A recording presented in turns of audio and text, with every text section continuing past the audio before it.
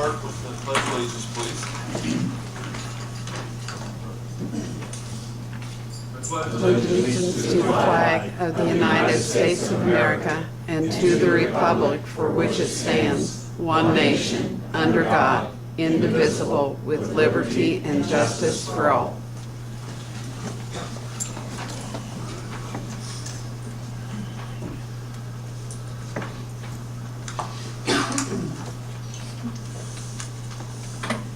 Okay.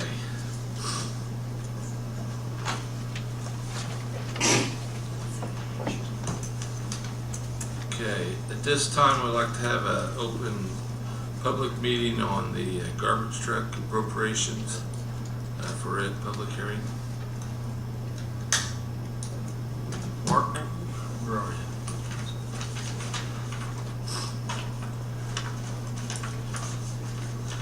If you'll remember, a month or two ago, we came and got permission from the board for the purchase of the replacement truck. We were gonna do that from the tipping fee fund, which is acceptable, but still, we have to have an additional appropriation because that has enough money appropriated to take care of our normal expenses for the tipping fees. So that's what this is in regards to, so that Ashlee's in compliance with the State Board of Accounts. Any questions, guys? Is there any questions from the gallery, the audience? Okay. Move to close. Okay. Second. Thank you. All in favor, say aye. Aye. Opposed? Okay. Thanks, Mark. Today is Monday, July the 3rd, 2017. The time is 7:10. And the regular meeting of the Greensburg City Council is called to order. At this time, please silence electronic devices. To comply with Title VI of the Civil Rights Act of 1964, the city requests that participants in this meeting complete a voluntary anonymous survey that is available on the table in the back of the room.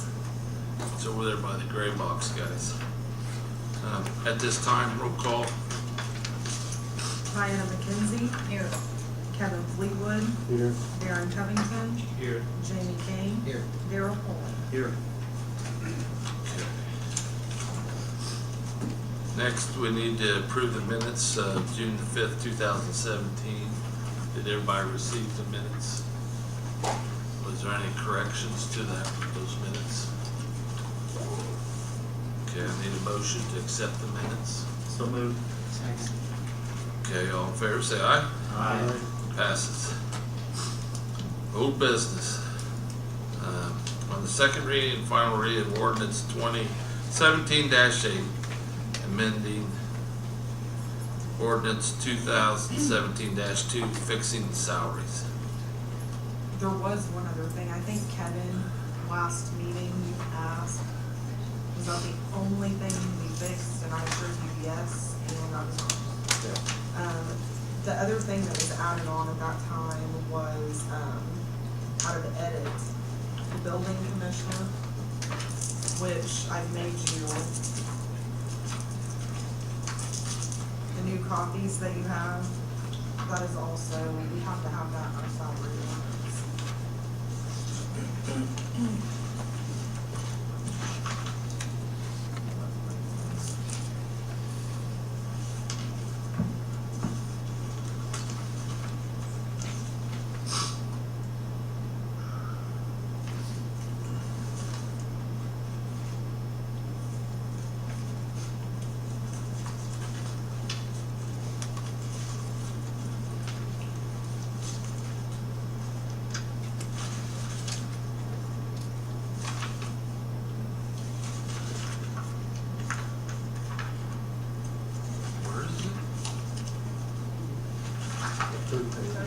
Third page.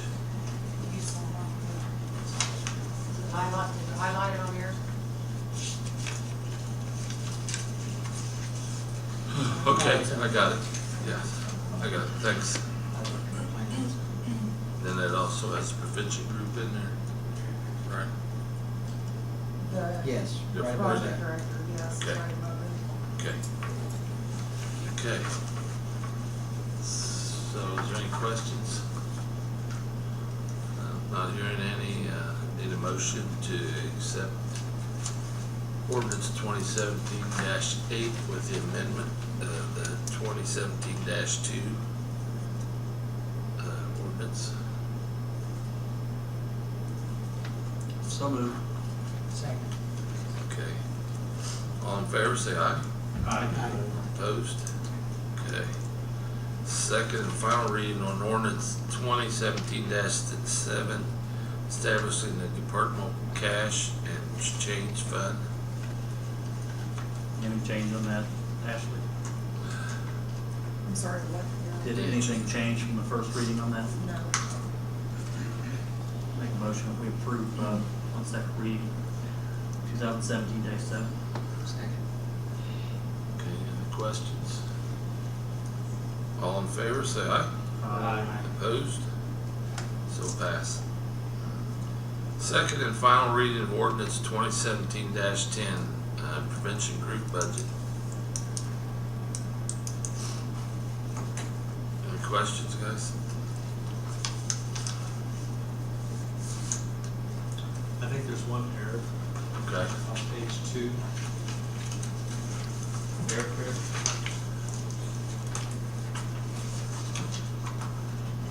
I think that should be 800, not 236.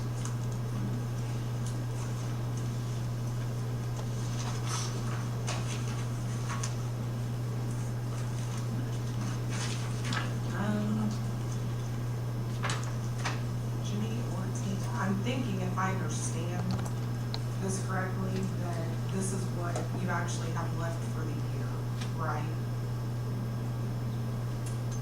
I don't remember. I don't have it in front of me. Like it has $400 flight times 2 persons, should be 800. Correct. But it says 236, and I was thinking when we talked about that, that was what you guys actually have left for the remainder of the year. Probably. That would be correct, because there's actually no flight plans at this point, because it's Okay. only through September. So Yeah. really, it's not, in theory, it's probably zero, but that's what was, that was the prorated amount that would have been left. The two, Okay. yeah. Okay, does that help you? Okay. Any other questions? I need a motion to. Second? Second. All, any other questions? Hearing none. All in favor, say aye. Aye. Opposed? Okay. Second reading on the final reading of ordinance 2017-11 wellness program for the PD. Any questions? Move to approve. Okay. All in favor, say aye. Aye. Opposed? Okay, so passes. Okay, that takes care of all the old business. Anybody have any other old business? Okay. New business. Chief Garrett? Good evening. I'd like to present to you our new firefighter from Clarksburg Fire Department. He is our probationary firefighter for the city of Greensburg near Ploeger.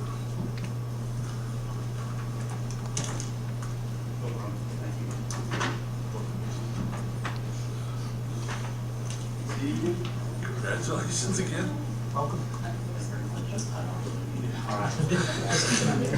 We didn't read it last time.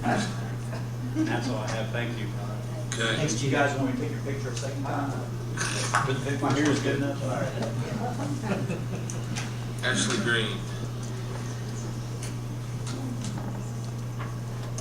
First reading of ordinance 2017-9, cash and change fund policy, internal controls. So everyone should have received a copy of this. Basically, this is just stating, it's the policy that was requested on how to handle each individual department that has this.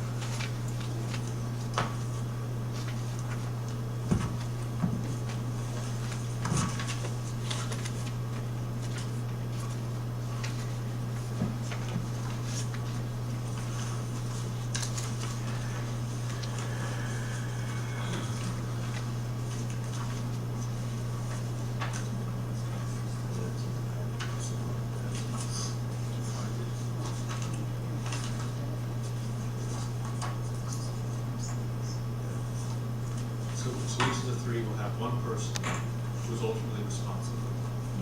And then you, water man, wastewater manager will audit Yes. periodically.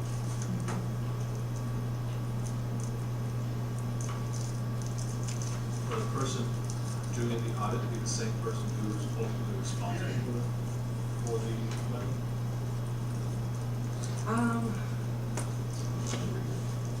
I mean, generally, that's how, I think it says somewhere in here that if there is an overage or a shortage, it will be handled at that time. Well, I But we guess- would be responsible. Well, I guess what I'm saying is, let's say you're the one ultimately responsible in the clerk's office, but you're also the one auditing in the clerk's office. You're auditing yourself. So will it be two different people? Like Donna would audit mine. I would audit Donna's. Water office and on the clerk treasurer's office. Okay. Ashlee, are you comfortable with the policy? Yes. We took a lot of time in consideration just to come up with a good, what we all thought we'd feel comfortable with, because that is, Darren has a good point. That's kind of what I thought about, we want to be as transparent as possible. We don't want myself auditing my own office or Right. Donna auditing her own office, so this was the best procedure that we thought we could come up with. You state the audits are gonna be random and unannounced. Is there a set number of audits that are planned each fiscal year? At this point, I would say at least, I mean, we're not gonna do one like once a quarter, one monthly, once, one semi-annually. and that was my plan, was at least one every 6 months.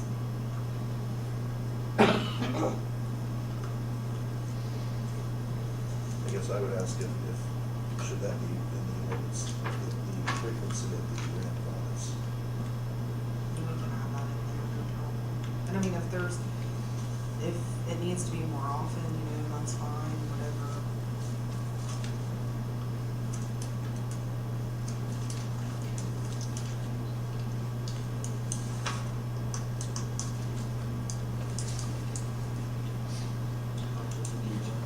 You could just add that in that second paragraph.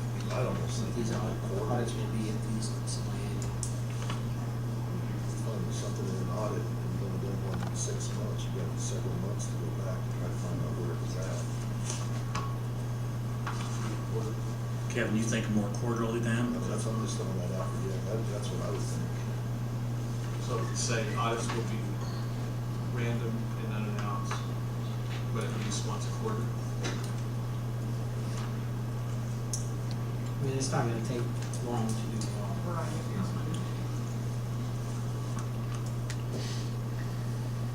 And I imagine the person ultimately responsible, they're balancing it out at the end of each business day.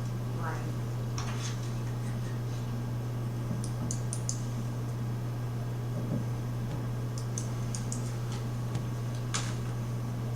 If you're gonna make that change, just, can you just still approve this on first reading? Yeah, we can approve it as amended. Even make more amendments before the second reading, if we want to.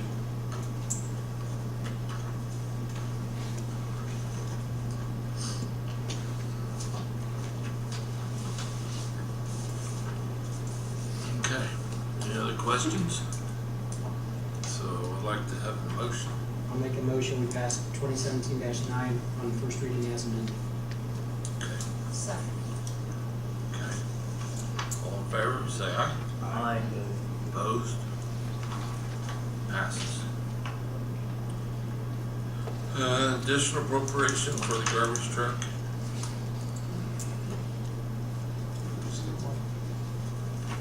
So, internal controls.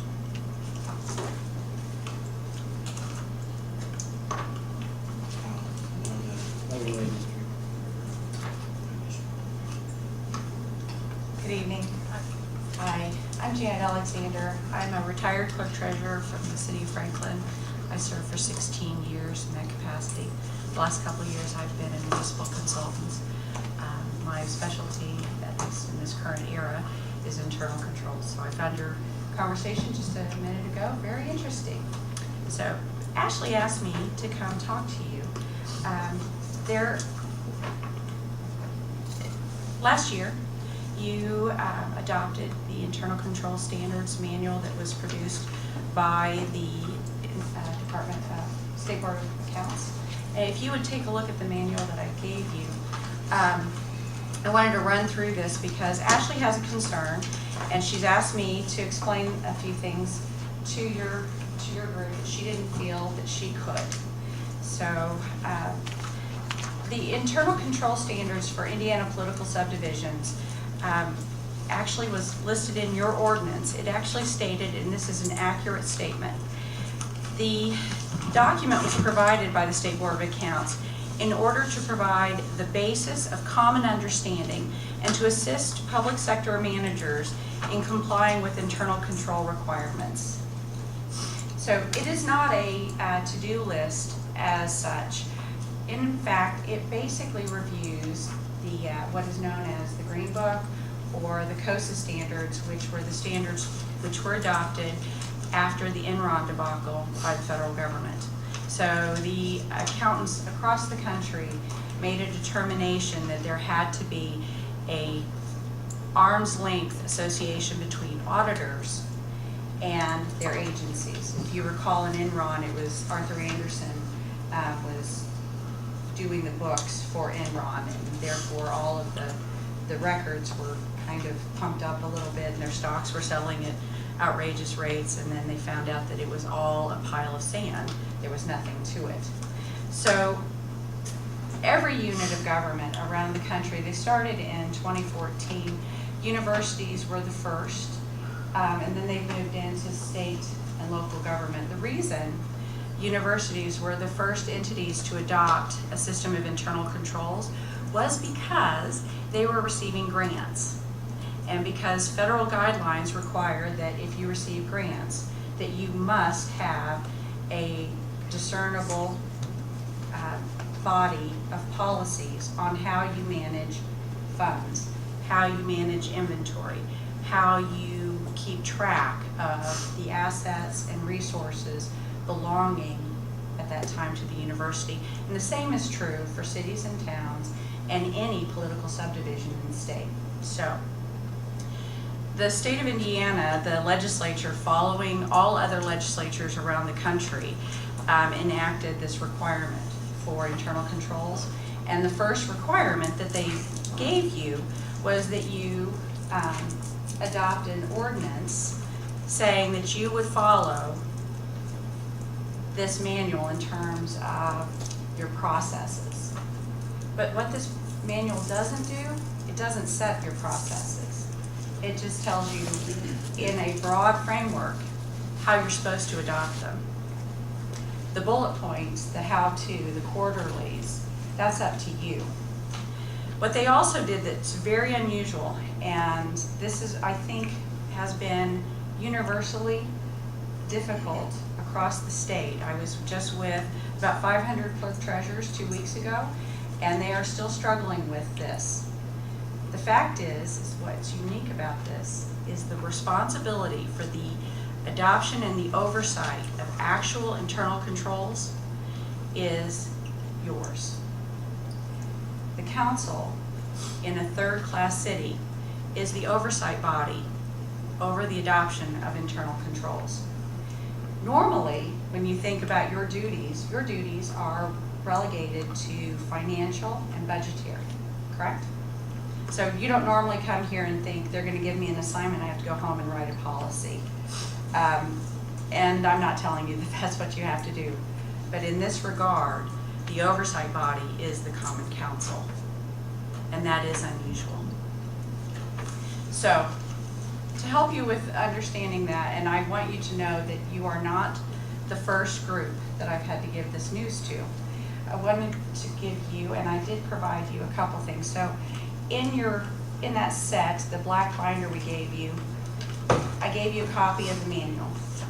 And if you'll remember last year, you passed the ordinance, and then you were required to watch the 25-minute video prepared by the State Board of Accounts, explaining to you what internal controls were, and when you woke up, yes, I know, when you woke up, you went, what does this mean? And everyone had that same question. So what does it mean?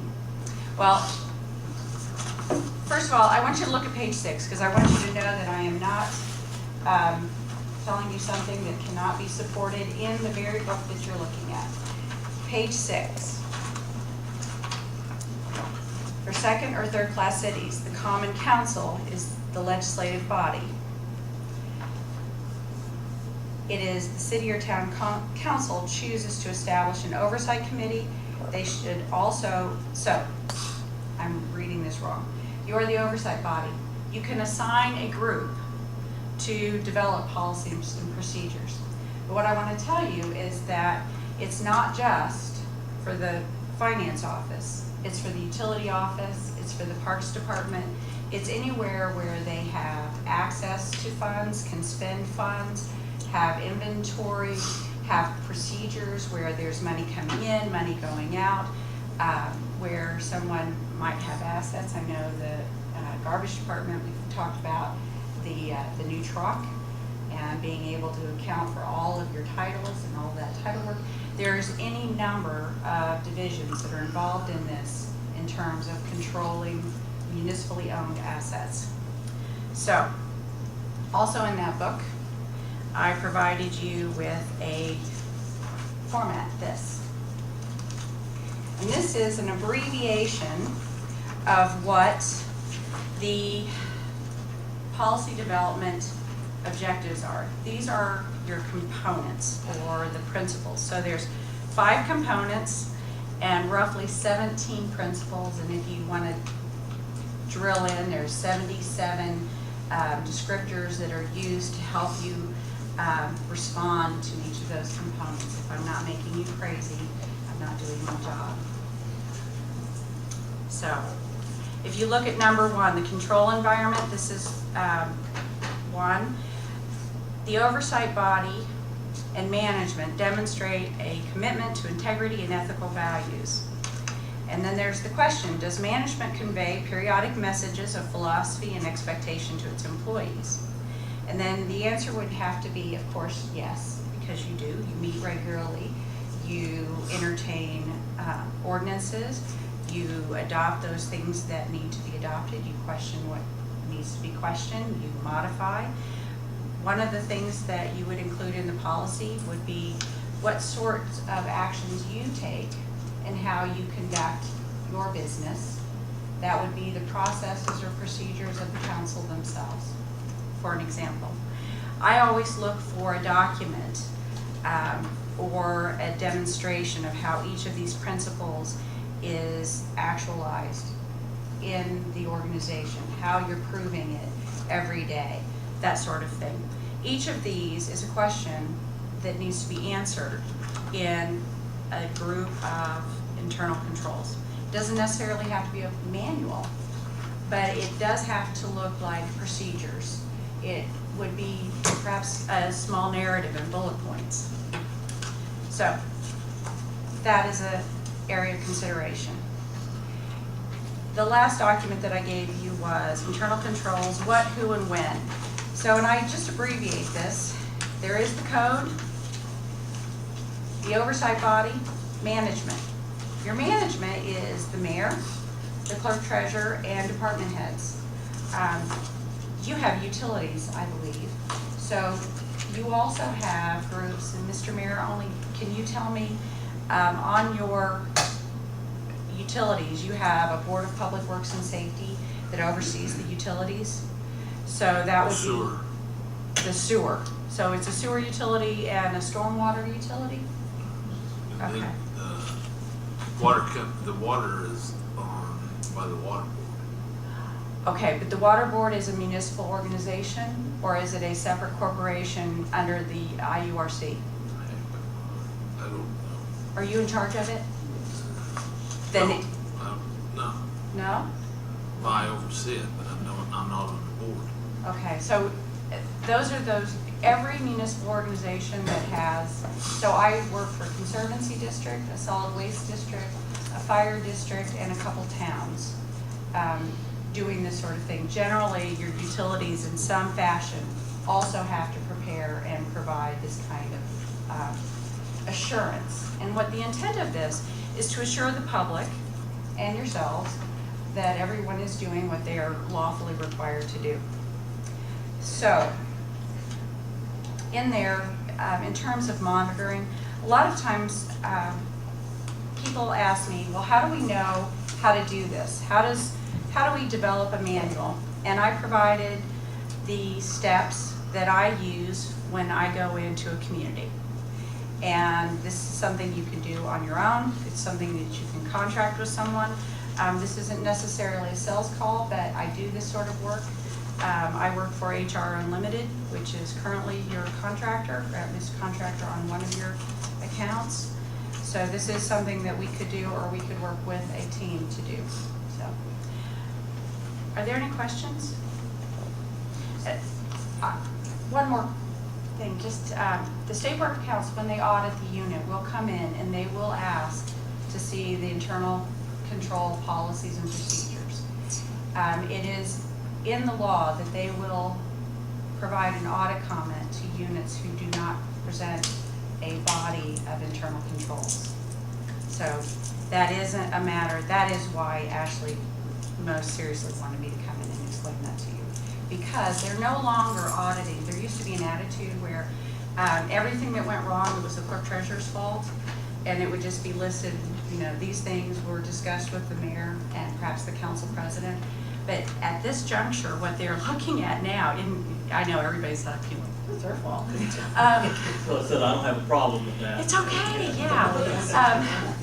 Unfortunately, the way I'm reading the audits now is they do spell out the fact that these authorities are dispersed and what unit did or did not accommodate them.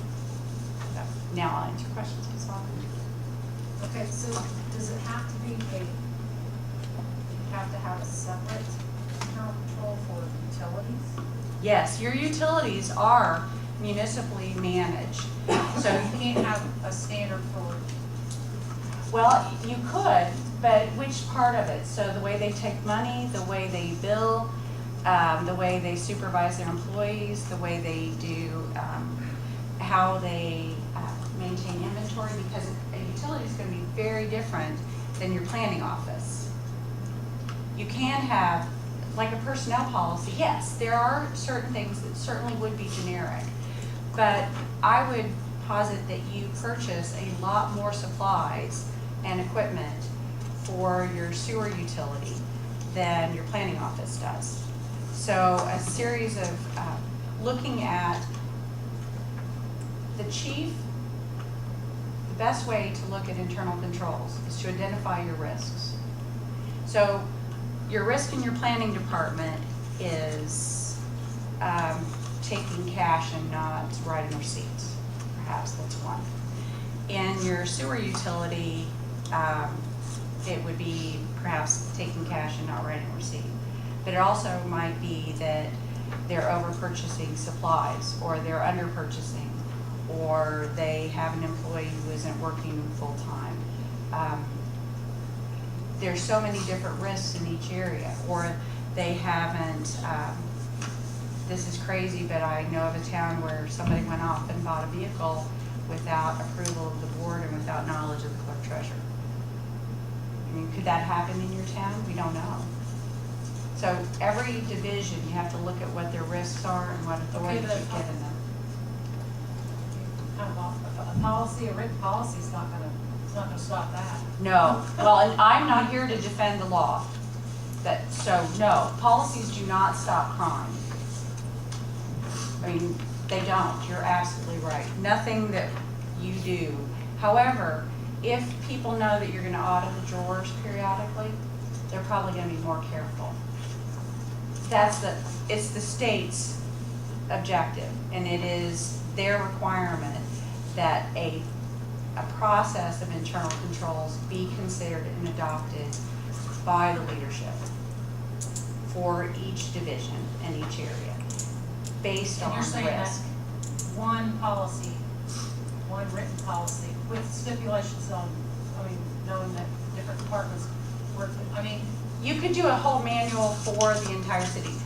I would liken it to a this is for personnel manual. audit purposes, right? It's for, no, it's not just for audit purposes, it's actually operational. They believe that this is how, so just like with this audit, this is the state. They believe that this is operational standards. So when you say every day that the clerk treasurer goes to the bank at a certain time, that, or every day that she does, the policy has to say what you do, and that they will look at that policy and see if you actually are doing what you say you do. So it's kind of, Daryl's is kind of like a quality audit. I mean, basically, they're not, it's a standard. It is a standard, and one. So you're saying that if we go by this list of things? Well, in that this list, List of things, and yes. in a standard? If you develop a standard and a procedure for and each these are one of all them, these elements. yes, that are detailed in here. This is a very, very brief summary of the elements that they describe at length in here. That's in this book. Yes, but they are not, it is a generic review because every unit is different. Every unit, every government entity has its own unique makeup. Many towns have 2 or 3 utilities, some don't have any. Some have 5 council members, and that's that and a marshal, and maybe a wastewater superintendent, and a clerk treasurer who's also in charge of the utility. So it's also very much about your unit. It has to look like your group. Does that make sense? Yeah, but.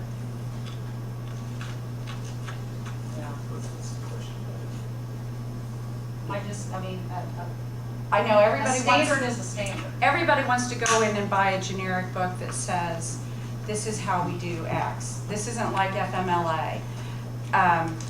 It's just like the policy where you guys, how many readings do you have for an ordinance? 2? In some units, they do 3 and 4, which sounds crazy. No, we used to do that. Okay, so you know that culturally there are different things that happen.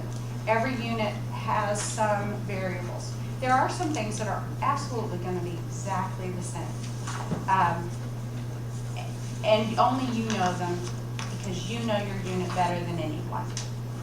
So that's the point, I guess, that the state is trying to make, is that each unit, the reason the State Board of Accounts is not writing your standards and they're not telling you exactly what to do is because they cannot audit their own work. They can't make a decision about the sufficiency of your controls if they have written them. So. There's already some of these things, I believe, in ordinance form. Oh, there are, I'm sure. And we've got, what we probably need to do, just because we've just got this tonight, is to take some time to digest it, maybe even form a smaller group to go through and start looking at what we've got, what we might need to do, and then come back and maybe make a recommendation on where we go. But I think we're gonna just spend a lot of time tonight spinning the wheels, but we just got this information and there's a lot to digest here. I think so. And truly the point of this is that Ashlee was concerned that everyone thought that it was done, when in fact it's still a process. You're not behind anyone. Most cities and towns in the state are still wrestling with this because they're not quite sure how to write the policies and procedures. And if I would make a recommendation, I would do a narrative and bullet points. Kind of the old 1-minute manager plan, which is how I proceed with my units. So, Is there a deadline to do this? well, you want to at least be started on it because on your ordinance, the ordinance was passed last June and you did the training. So I think everybody's going to get a pass, but I'm just guessing. You want to start talking about the process and looking at the process in terms of your agency. I would start now so that if the auditors do come in and they ask for your internal controls, Ashlee can honestly say, yes, we're working on that. See, it was on our agenda. It's in my minutes. And advancing that.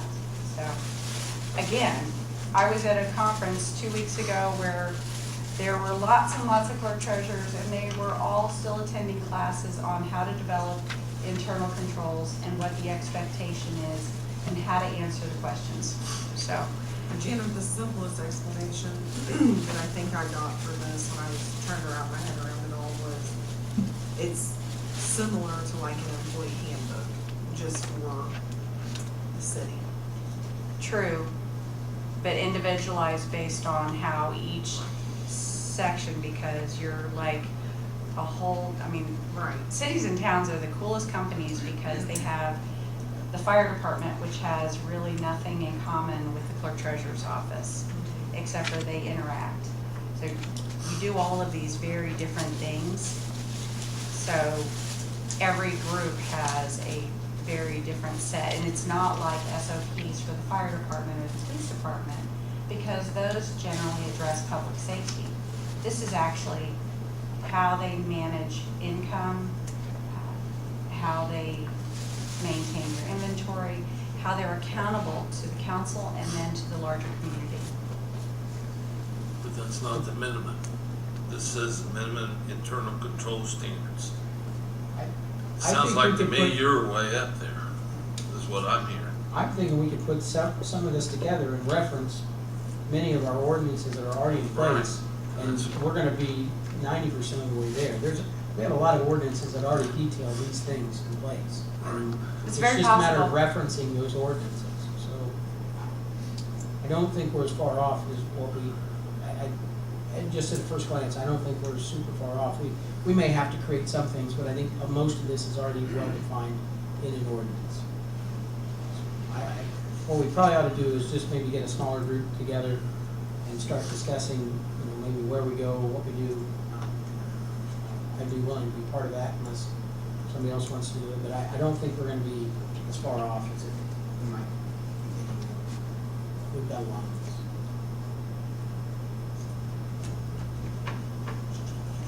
Well, anything else? Thank you. Thanks. Thank you.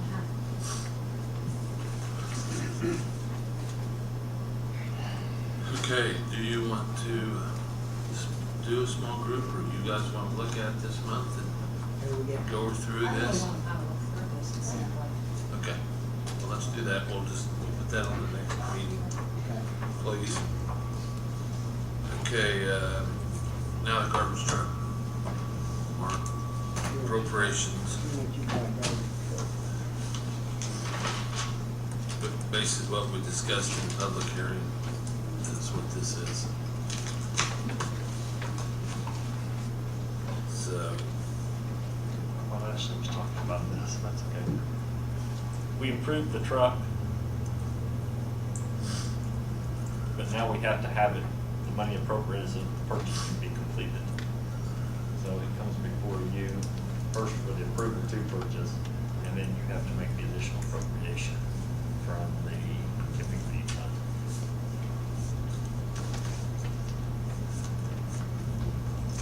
okay. What did we do last time? That's different than the rest of us to do now. Well, we did the same thing. We basically took it out of there, the money out of that. What we done fund. before was ask you if it was acceptable to do it. Now you want us to actually.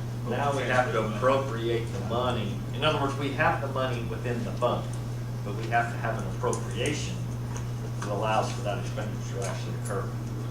I guess I thought we did that last time. No, all we did last time, I believe, was okay to purchase and the okay of the rental for a month or two. And now we have to actually appropriate the funds so we can pay the bills. We're still looking at September 8th. September, October, yes. How much are we?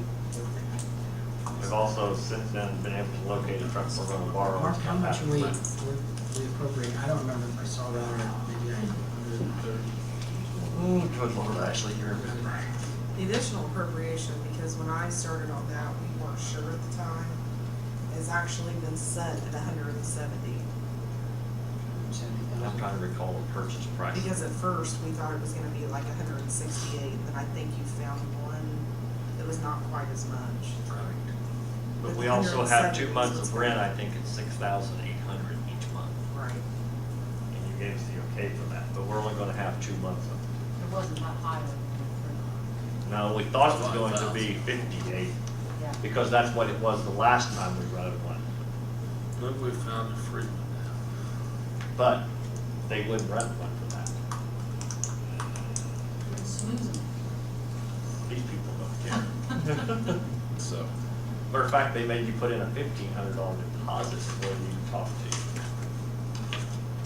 And the contract's unbelievable as far as maintenance of the vehicle. I ran it past Chris Devish. So you need a motion for the appropriations to move the funds from That's why I'm Yes. trying, where are we moving it from? It's coming, the tipping? We're not moving it from anywhere, we're just appropriating it so it can be spent. right, it's in, It's in the budget. right, but it's going into the trash. Tipping tipping. account. Okay. Dipping. So we're just authorizing them to, so they're ready to spend the money out of that account. Yeah, correct. But you haven't heard the set amount yet. The set amount, 170,000. right. 170,000. So I'll make a motion, we appropriate 170,000 for the purchase of the garbage truck. Second. Okay. Any other questions? All in favor, say aye. Aye. Opposed? Okay. Ron May, first reading of ordinance 2017-12 Veterans Way, Memorial Way Overlay District. Good evening. Late last year, the Greensburg Plan Commission appointed a steering committee to develop a proposed overlay district ordinance for the Veterans Way Memorial Way corridor. That steering committee met several times and in March brought before the Greensburg Plan Commission for a public hearing the proposed overlay ordinance. In that public hearing, there were several comments received, and the Plan Commission redirected that proposed ordinance back to the steering committee and asked that the steering committee seek input from involved property owners. That steering committee met at least 3 times with those property owners, made several amendments to the proposed ordinance, and brought it back to the Plan Commission for a second public hearing in their meeting in June of this year. There were continued comments received by the Plan Commission. After the conclusion of the public hearing, the Plan Commission discussed the ordinance and forwarded it to the Common Council with an unfavorable recommendation. You have been provided a copy of the ordinance, and as you're probably aware, having reviewed that, the ordinance is a couple pages long, but the exhibit is 21 pages long and is the body of what was proposed. I can go into depth. So why didn't the plan commission work to get something that they could send to us that was favorable?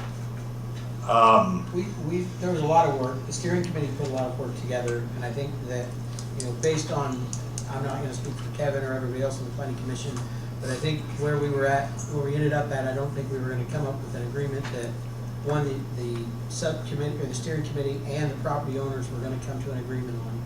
And I think what I took from that is if we're gonna do an overlay district moving forward, we really need to put that in place before we start investing in building a road and putting that infrastructure in there.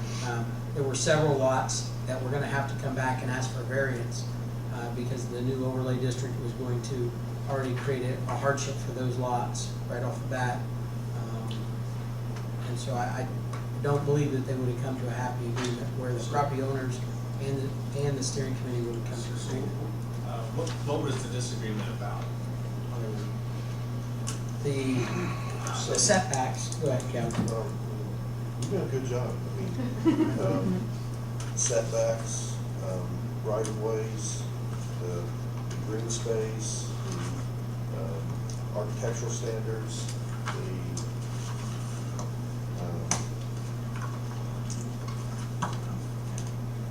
yeah, those are probably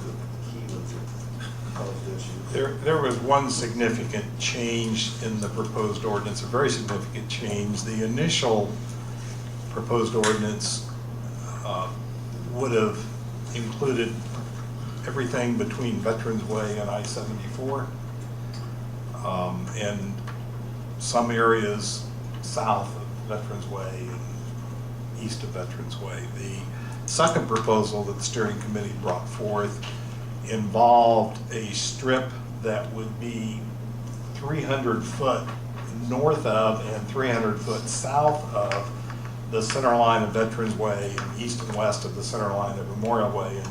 And for reference, those rights of way are a minimum of 100 feet wide, so they would have effectively covered 250 feet of property on either side, and anything beyond that was no longer included in the proposed ordinance. That was a very substantial change. All right, so not everybody's gonna agree when we get all these different people together. You're not gonna come up with something everybody can 100% say they like everything in it. You should be able to come up with something that most people can live with. So the steering committee does this, and do they reach like an impasse and then say, planning commission, here's the best we got? What do you want to, is that sort of what happened? I think we could have pushed back and asked the steering committee to go back and look at it further. I think it would have been an exercise in futility. I don't believe we would have come up with a compromise that everybody would have been happy with. And at this point in time, my vote was not to support this on the planning commission as is. And my vote tonight will not be to support this as well. So the planning commission, so their job is to look, to take what the steering committee was trying to work at and say, this is what we think is best for this overlay district, and to make those decisions about this is what we want to see. But it sounds like you weren't even able to come up with something, agreement within the planning commission itself on what you want to see. Is that right? Or was it voted down because there was still disagreement in the planning stage? We had 2 open hearings, public hearings. And there was one point during one of the commission meetings is when it got sent back to involve property owners. As Ron said, the committee was working through each line of the ordinance, line by line, making notes, trying to figure out where we could compromise, where we could not compromise, and then the steering committee presented us a document, like the planning commission, a document. This is our overlay. This is what we think. This is what we come up with. This is what we're submitting to you for review and approval. And it was changed. You know, we went from all the property to the plus or minus 300 feet each way. There were several other changes as far as some things. And so we had another open hearing on that. And I don't think, maybe I'm mistaken. I will misspoke when I say this, that there wasn't a single property owner that was in favor. They're not gonna be. And you're right. You know, this is where we started out. This is the size of that group. And then we got with the property owners, and this is what we ended up with. Now, you talk about compromise. It's gonna be Christmas. This is unreal. I said, I can't believe that we went from this to this, and they said that we didn't work with them. And I just... We also had a meeting there where after one of the meetings with the property owners, we said we were gonna give notes out to them, and we were gonna reconvene again and review all those notes. Guess what? That meeting never happened. What happened was another steering committee meeting that they weren't invited to, and when they showed up, they were shunned. Well, my feeling was that it was the steering committee's meeting, and so that they could decide that if this is what they was gonna do. Okay, in my opinion, we never finished the work with the property owners.